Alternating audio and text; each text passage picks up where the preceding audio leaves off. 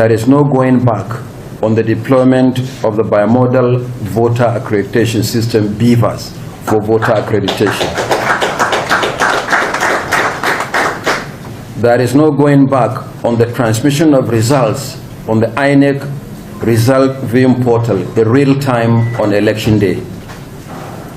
There will be no incident form that enables ineligible persons to vote using other people's permanent voters' cards during elections. We are committed to ensuring that the 2023 general election is transparent and credible, reflecting the will of the Nigerian people.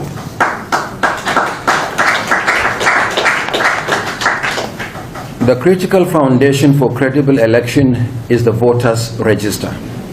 You may recall that the CVR, which started on the 28th of June 2021, lasted for 13 consecutive months until its suspension on 31st July 2022.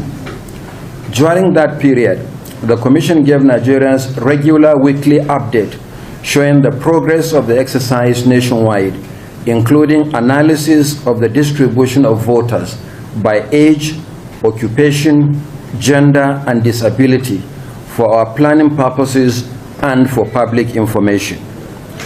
At the end of the exercise, 12,298,944 Nigerians successfully completed the registration as new voters. All along, we have repeatedly assured Nigerians that our process of cleaning up the register is robust. After a rigorous cleaning up of the data using the automated biometric identification system, a total of 2,780,756, or 26% of new voters, 22.6% of new voters were identified as ineligible registrants and invalidated from the record. Among them, double and multiple registrants, underage persons, and outrightly fake registrations that failed to meet our business rules. Consequently, the number of valid registrations post-ABIS is now 9,518,188. In terms of demographic distribution, 7.2 million new voters, or 76.5%, are young people between the ages of 18 and 34 years, while there is a slightly higher number of female, that is 4.8 million, or 50.82%, than male, 4.6 million, or 49.18% voters. In terms of occupation, 3.8 million, or 40.8%, are students. Hard copies giving the full details of the distribution of the new voters are included in your folders for this meeting. The soft copy has already been uploaded to the Commission's website and social media platforms. The Commission deployed thousands of diligent staff for the CVR exercise, and the vast majority of them discharged their duties conscientiously. Unfortunately, a few of them did not. The fictitious registrations were carried out by some of our registration officers involved in the field exercise and could easily be traced. Each registration machine is operated using an access code tied to a dedicated email assigned to a staff.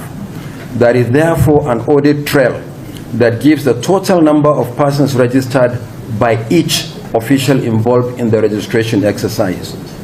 In some cases, some of them made as many as 40 attempts or more to register one fake voter, and yet were able to detect the shenanigans.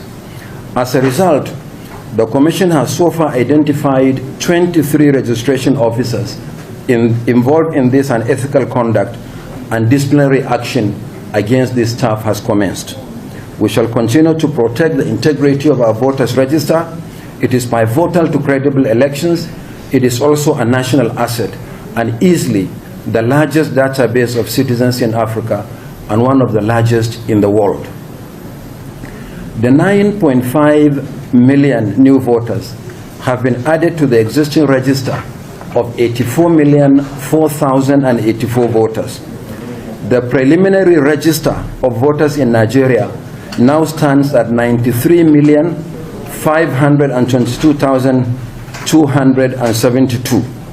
It is preliminary because Section 19, subsections 1 and 2 of the Electoral Act requires the Commission to display the hard copies of the register of voters for each registration area or ward and local government area, and simultaneously publish the entire register on the Commission's website for a period of 2 weeks for scrutiny, claims, and objections by citizens, not later than 90 days to a general election.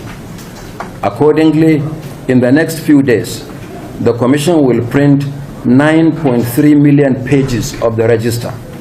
The hard copy will be displayed for each of the 8,809 registration areas or wards and 774 local government areas nationwide, while the entire register will be published on our website for claims and objections as required by law.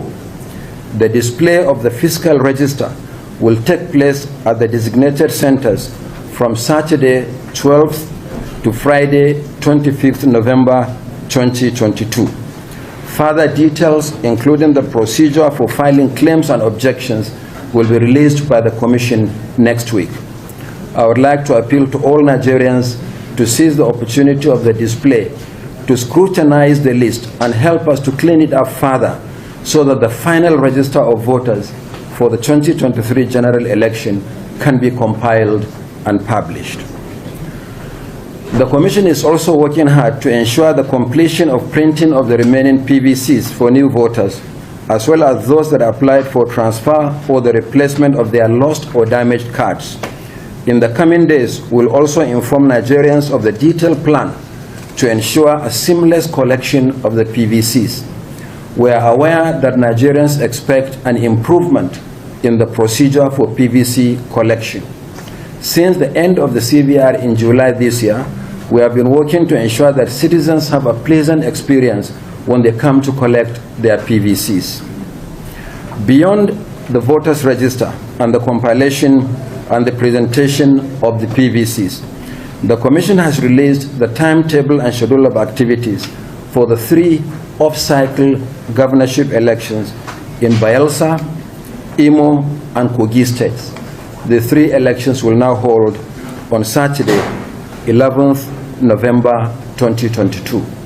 We had to release the timetable yesterday because under the new Electoral Act, the first activity is the publication of the notice for the election. And the law requires that that should be done not later than 360 days before the date fixed for the election. So on November the 14th, we'll publish the statutory notice for the conduct of off-cycle elections in these 3 states, not later than 90 days before the election. Again, hard copies of the timetable are included in your folders for this meeting and also already published on our website and social media platforms. Last week, the Commission cautioned political parties, candidates and their supporters to eschew violence during the electioneering campaign. The statement was necessary against the background of clashes among supporters of different political parties, including allegations of denial of access to public facilities and the destruction of billboards and other outdoor campaign materials by act of thuggery. The campaigns have just begun. As party leaders, you should remain committed to peaceful electioneering. We'll continue to work together to remove encumbrances to the right of parties and candidates to freely canvass for the support of the electorate. The Commission will continue to track the campaigns and will not hesitate to initiate the process of prosecution of violators as provided by law. It is clear to the Commission that as the general election approaches, there will be need to meet more frequently with leaders of political parties. We hope that in spite of your campaign activities, you will oblige us. In fact, we plan to invite you very soon for a discussion on political rallies and the issue of campaign finance, including the limits on expenses set by the Commission which the law says it should be done. One people, one vote.